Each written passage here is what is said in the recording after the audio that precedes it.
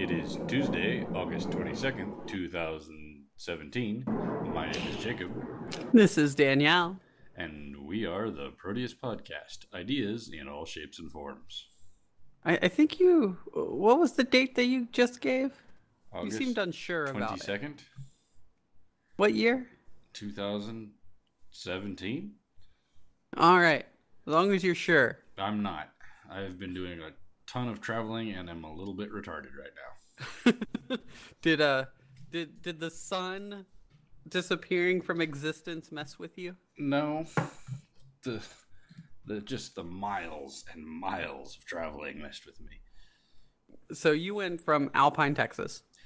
I went from Alpine, Texas, all the way pretty much to Alliance, Nebraska, to watch the sun go out for 3 minutes.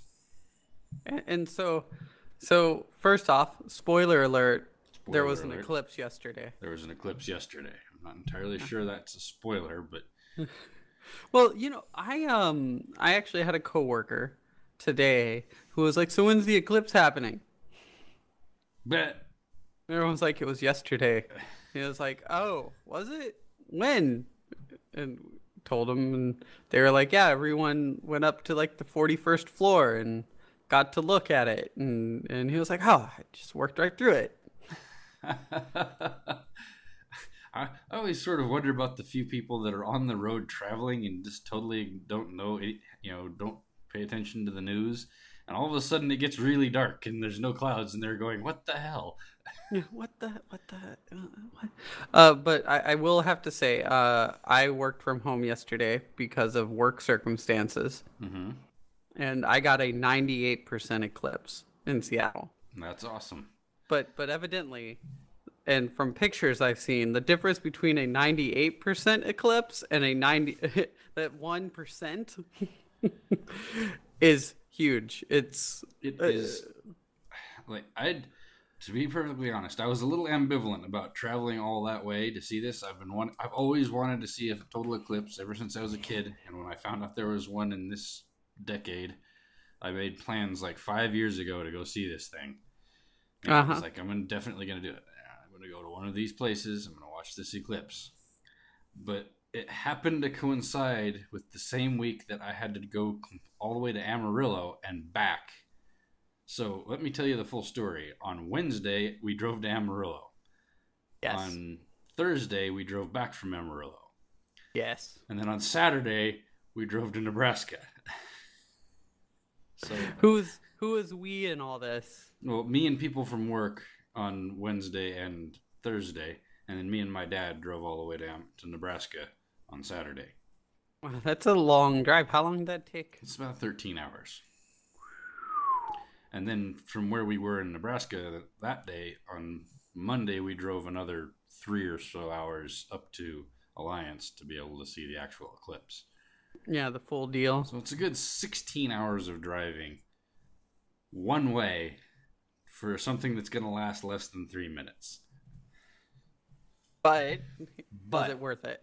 All that being said, the moment it went to total coverage on the eclipse, I was practically giddy. That is the greatest thing I have ever seen in terms of astronomical events in my life. I will remember that forever. It was truly, truly amazing. And so are you going to do it again in like the 40 years? No, Till there's we get another another one one? in 2024, and we have Wait, plans. a full eclipse? Another full total eclipse in 2024, visible from Texas, actually.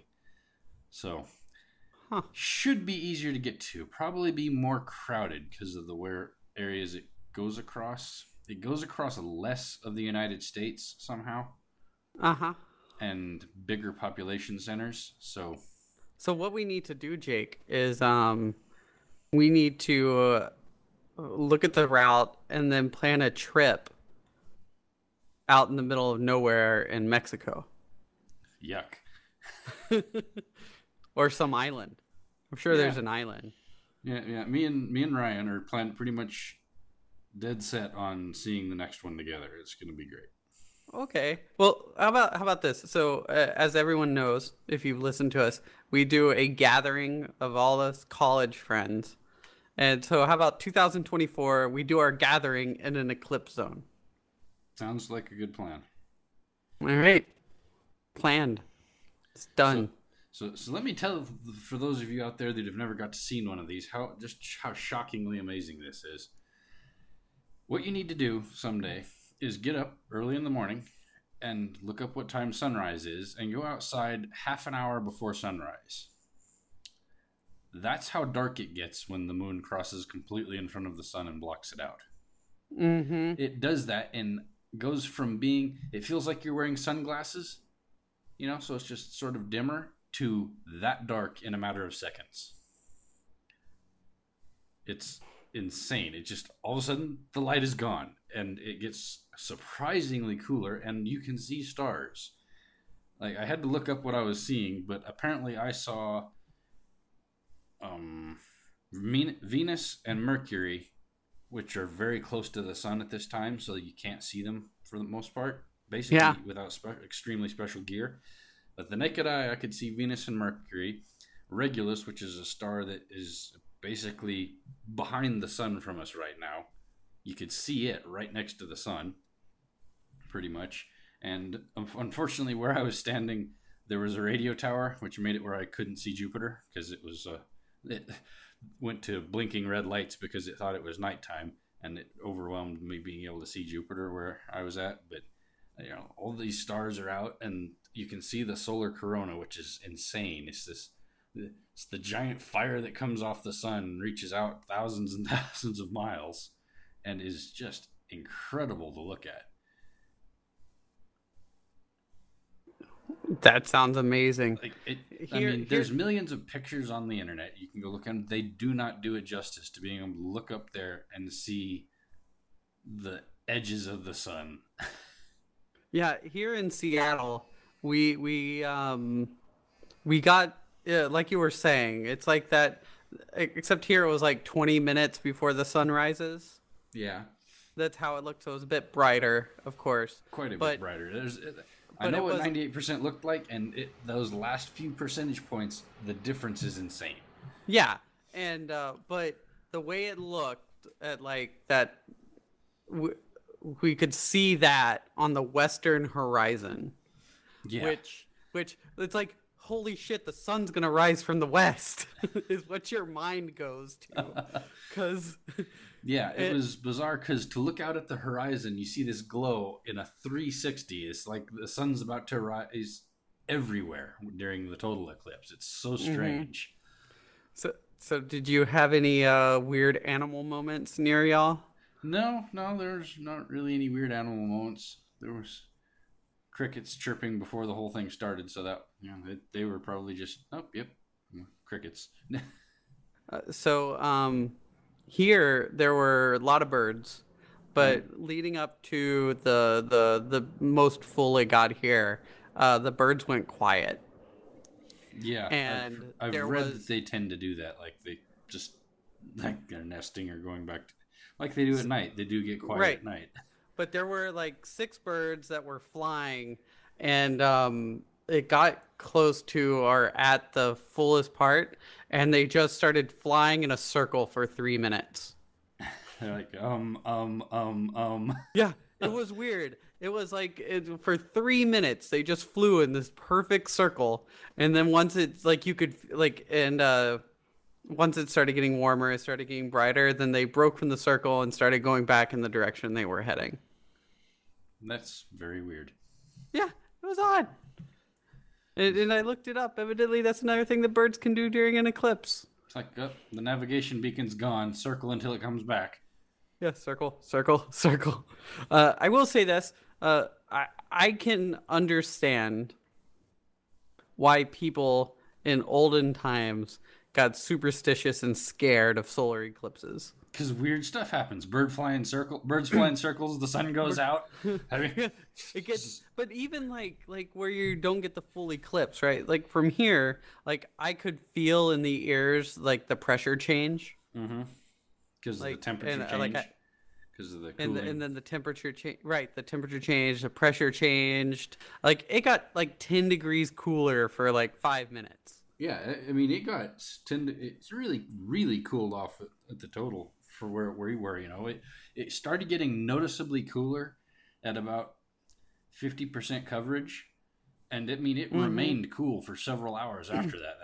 That dip it takes, just from the not having the intense radiation of the sun beating down is, it really gives you an incredible perspective on how much energy comes onto the world from the sun at any given time, and just even cutting out a small portion of that would incredibly affect, the way life exists on this planet. Mm-hmm. What I did like Yeah. about it, Is it? and this is just not quite related though, unlike lots of other events that you go to and might travel a long ways to, the traffic wasn't bad because it was visible in so many places.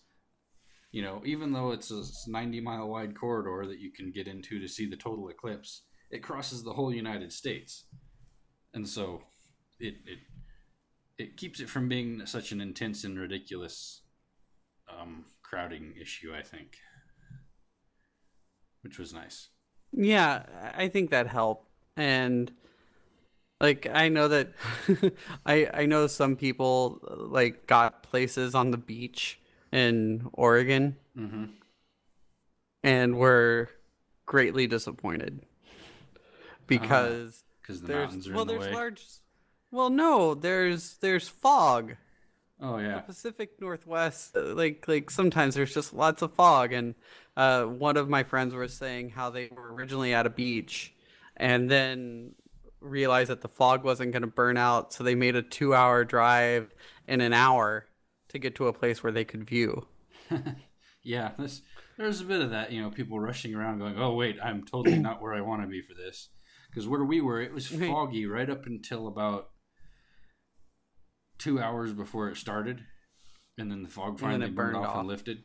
And they'd been calling for good weather in that area, so everyone was on, "Is this gonna work? Is this gonna work?" And there was a lot of traffic, people coming and going. So, but it worked out good. There was really good visibility there. Um, Apparently, for the people that have more money than sense, it was possible for you to purchase a ticket on a Concorde jet, and they raced from the west coast towards the east coast to stay in the total eclipse as long as possible. Yeah, I don't know 'Cause, how far across they got before they because you can't keep up. I don't think even that can keep up with how fast everything's moving there. But it makes the totality last longer. You can stay in the shadow as it progresses across. Interesting. That's that's more money than sense right there. Yeah, I imagine that scientifically speaking, that could be entertaining, but I don't see me ever wasting that kind of money, even if I had it. Did you see the XKCD comic about the eclipse? I did not. There was the guys asking one of the scientist characters about what they think about the eclipse, Okay. and they're like, I don't know, I think it's gonna be a big moment for the sky. Like it's like tell us, are you scientists excited for the eclipse? She's like, sure, lots of people are. Is this a big moment for science? It's a big moment for the sky. And then they're like just treating it like the scientist is like, this is gonna be kind of cool, it's gonna be great, and Mm-hmm. I'm super excited. And the reporter is like, but this is like mathematical and significant and all that. So why are you excited? And the response was, I'm excited because it's a nearly once in a lifetime chance to watch the sun go dark, hear birds freak out, and see a glowing ring appear in the sky with a sunset on every horizon. And then, will you be making any scientific observations? Yeah, I'll be like, holy shit, look at the sky. Maybe also, this is cool. We'll see.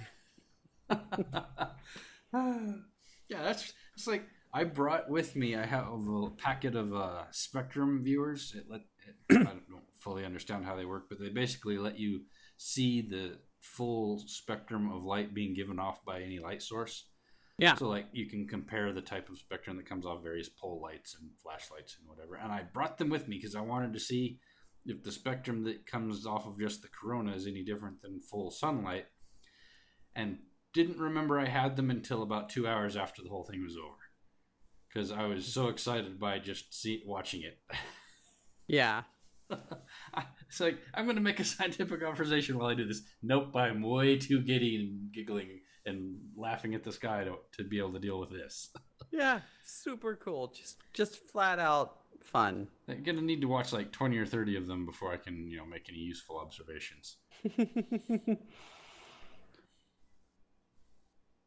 Yeah, overall I'm happy with my eclipse experience. I wish I could have seen more of it in totality, but 2024 will have to suffice for that. It's not that far away. And if Not you that miss far away. 24, there's 2044, but you got to go to a weird place in Montana for that one. Well, we'll do what we gotta do. We'll do what we got to do. So, let's put that on our list of things to plan for. Yep, it's on the list of things to do. We're definitely going to be in the line of the next one. I plan on getting dead center, and so I get the full Monty longest possible observation this time. I was a little off center, so I didn't get the maximum, but it was as good as I was going to get. We're gonna have to book this out like a year and a half in advance, aren't we? Maybe either that or everybody will have gone to this one and realized, it was a 2-minute thing that I drove halfway across the United States for. I'm not doing that again. I feel like a lot of people were probably pretty underwhelmed because my dad was talking about this. He's got to see one in the 77, I think. Mm-hmm. It actually was pretty much on the exact same path as this one, weirdly enough. But he said you didn't hear anything about it. There was nothing on the news ahead of time. It was just it happened. And he said the comparison to this, where like it's been on the news for a month and a half or more, and there's people traveling from all over the world to see this, is just ridiculous. And it was very, very hyped up, and I think there were probably people that were like, I did all this for that. I mean, it's very exciting to some of us, but I think that a lot of people might be disappointed because of how much hype was given to it. For sure. And I feel sorry for those people because you don't understand. This was completely awesome. The sun went out. The sun went out. More or less. Minor details in there. So, Jake, tell me. How jaded are you today? Right now? Yeah, right now. Like a 2 tops. Like a 2? Maybe a 1.5. I think I would be there had I been where you were at, but I'm only down to like a 3.5. Well, that's not bad, though. It's not bad. Like yesterday you got to see birds act weird. I got to see birds act weird. I got to meet some of my neighbors, and we were sharing one pair of eclipse glasses, all 4 of us.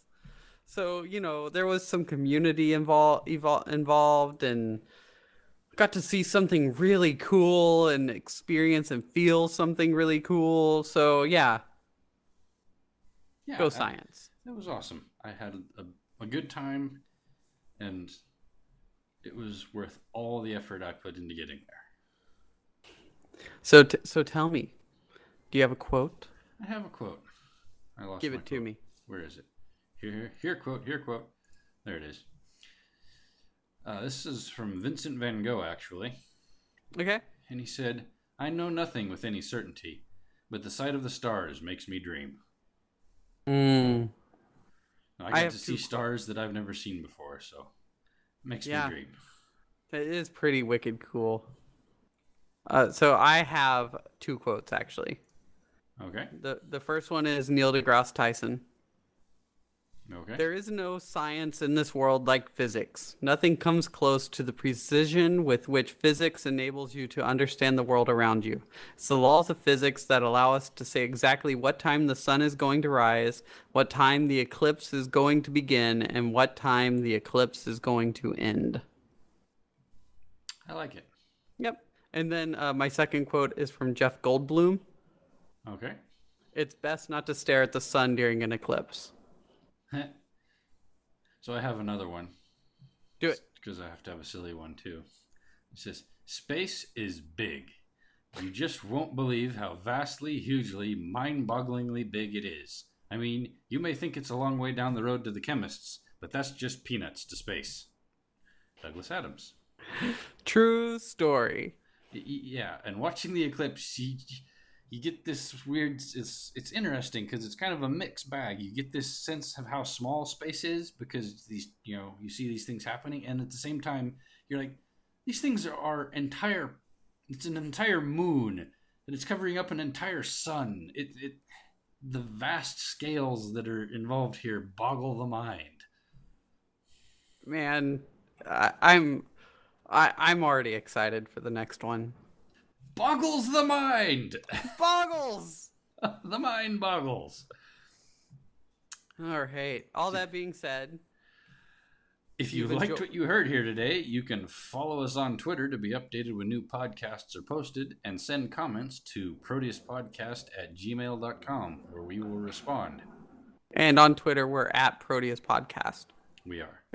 Very important. You can also subscribe to download and listen to our podcast automatically by following us on the iTunes, Google Play, Stitcher, and places where all fine podcasts are purveyed.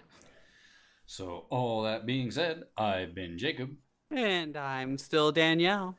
And we have been the Proteus Podcast. Good night, everyone.